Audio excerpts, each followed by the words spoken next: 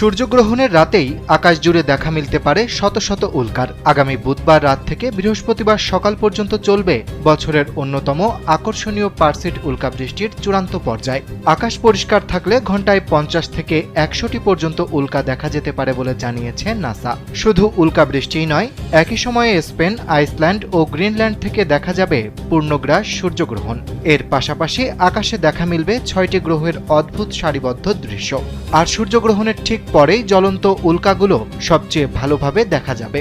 American meteor সোসাইটির হিসাবে শহরের আলো থেকে দূরে গ্রাম অঞ্চলে ঘন্টায় অন্তত 30 থেকে 50টি উল্কা দেখা যেতে পারে। কিন্তু প্রশ্ন উঠেছে, এই পারসিড উল্কাবৃষ্টি বা তারা খসা আসলে কি? পৃথিবী যখন ধূমকেতু বা গ্রহাণুর ফেলে যাওয়া ধ্বংসাবশেষের মধ্য দিয়ে যায়, তখন সেসব কণা দ্রুতগতিতে পৃথিবীর বায়ুমণ্ডলে প্রবেশ করে এবং ঘর্ষণে জ্বলে ওঠে। তখনই আকাশে দেখা যায় জ্বলন্ত আলোর রেখা, যাকে আমরা সাধারণভাবে তারা খসা বলি। পারসিড উল্কাবৃষ্টির কণাগুলো মূলত 109 পি সুইফট টাটল ধূমকেতুর ফেলে যাওয়া অংশ।